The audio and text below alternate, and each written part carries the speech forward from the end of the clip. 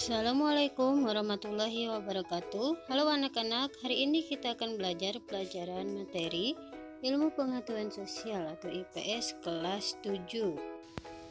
Nah, selanjutnya yang akan Ibu bahas yaitu bab 2 mengenai interaksi sosial dan lembaga sosial. Nah, dalam bab 2 ini ada beberapa subbab yang akan Ibu bahas mengenai interaksi sosial dan lembaga sosial. Nah, untuk yang pertama yang akan Ibu bahas yaitu interaksi sosial.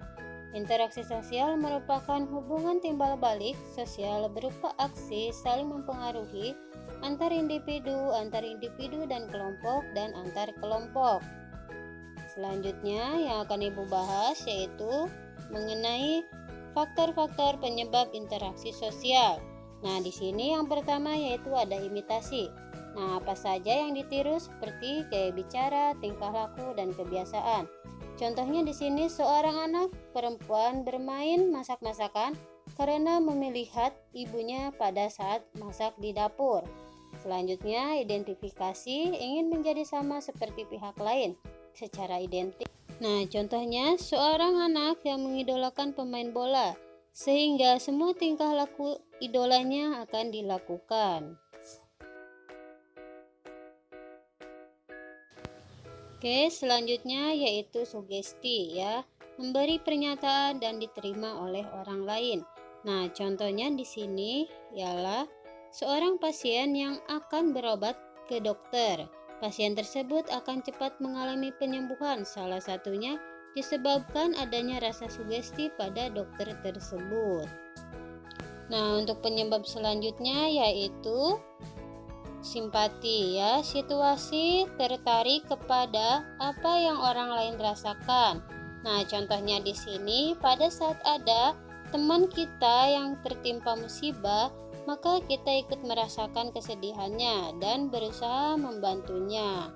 Nah, beberapa faktor tersebut dapat bergerak sendiri secara terpisah maupun dalam keadaan tergabung ya. Selanjutnya untuk subbab yang kedua yaitu bentuk-bentuk interaksi sosial. Nah, bentuknya di sini ada dua bentuk. Yang pertama yaitu asosiatif. Nah, asosiatif ini bersifat kerjasama. Dalam masyarakat Indonesia dikenal dengan istilah gotong royong. Oke, selanjutnya yaitu disosiatif yang bersifat persaingan atau kompetensi. Contohnya di sini ketika kita ujian, kita harus bersaing dengan teman-teman kita.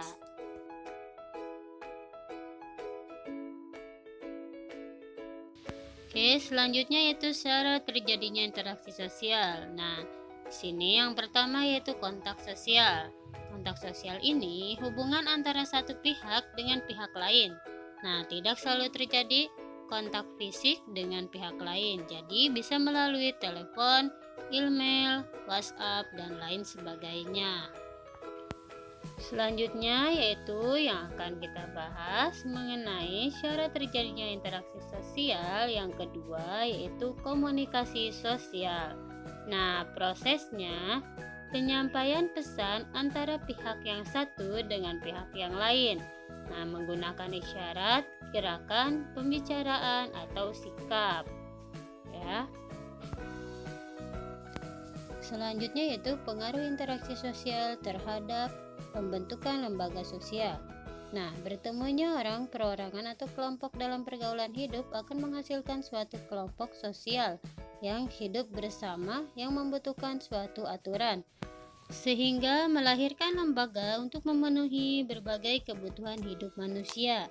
Nah, manusia mempunyai kebutuhan yang bermacam-macam dan lembaga sosial lah yang memenuhi kebutuhan individu pada masyarakat. Contohnya, manusia membutuhkan pendidikan. Nah, orang tua akan mendaftarkan anaknya pada sekolah dan mematuhi peraturan sekolah serta semua hal yang berkaitan dengan pendidikan diatur pada lembaga pendidikan. Selanjutnya, subbab yang ketiga yaitu mengenai lembaga sosial. Nah, yang pertama yaitu pengertian lembaga sosial. Lembaga sosial adalah keseluruhan dari sistem norma yang terbentuk berdasarkan tujuan dan fungsi tertentu dalam masyarakat. Nah, selanjutnya jenis dan fungsi lembaga sosial. Yang pertama yaitu memberi pedoman pada anggota-anggota masyarakat bagaimana mereka harus bersikap atau bertingkah laku. Kemudian yang kedua yaitu menjaga keutuhan masyarakat yang bersangkutan. Dan yang ketiga yaitu memberikan pedoman kepada masyarakat untuk mengadakan sistem pengendalian sosial, kontrol sosial.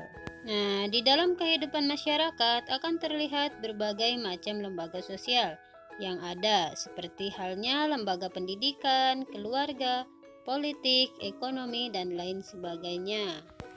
Yang pertama yaitu lembaga keluarga. Keluarga merupakan unit sosial yang terkecil dalam masyarakat yang terdiri dari ayah, ibu, dan anaknya. Keluarga berperan membina dan membimbing anggota-anggotanya untuk beradaptasi dengan lingkungan fisik maupun budaya. Nah, yang kedua yaitu lembaga agama. Lembaga agama adalah sistem keyakinan dan praktek keagamaan dalam masyarakat yang telah dirumuskan dan dibakukan. Agama sangat penting untuk menyeimbangkan kehidupan manusia, yaitu antara kehidupan dunia dan akhirat. Pendidikan agama menuntun individu untuk berperilaku baik terhadap sesama manusia, makhluk hidup, dan alam sekitarnya. Selanjutnya yaitu lembaga ekonomi. Lembaga ekonomi bagian dari lembaga sosial yang mengatur tata hubungan antara manusia dalam pemenuhan kebutuhan hidup sehari-hari. Secara umum yang hendak dicapai dalam lembaga ekonomi adalah terpenuhinya kebutuhan pokok demi kelangsungan hidup masyarakat sekitar. Oke, selanjutnya akan Ibu bahas mengenai lembaga pendidikan. Lembaga pendidikan adalah lembaga atau tempat berlangsungnya proses pendidikan yang dilakukan dengan tujuan untuk mengubah tingkah laku individu ke arah yang lebih baik melalui interaksi dengan lingkungan sekitar. Nah, dalam lembaga pendidikan ini, seorang anak akan dikenalkan mengenai kehidupan bermasyarakat yang lebih luas lagi. Nah, lembaga yang terakhir yang akan kita bahas yaitu lembaga politik. Lembaga politik merupakan suatu lembaga yang mengatur pelaksanaan dan wewenang yang menyangkut kepentingan masyarakat agar tercapai suatu keteraturan dan tata tertib kehidupan bermasyarakat. Nah, lembaga politik merupakan suatu badan yang mengkhususkan diri pada pelaksanaan dan wewenangnya. Oke, di sini ada lembaga-lembaga politik yang berkembang di Indonesia adalah sebagai berikut.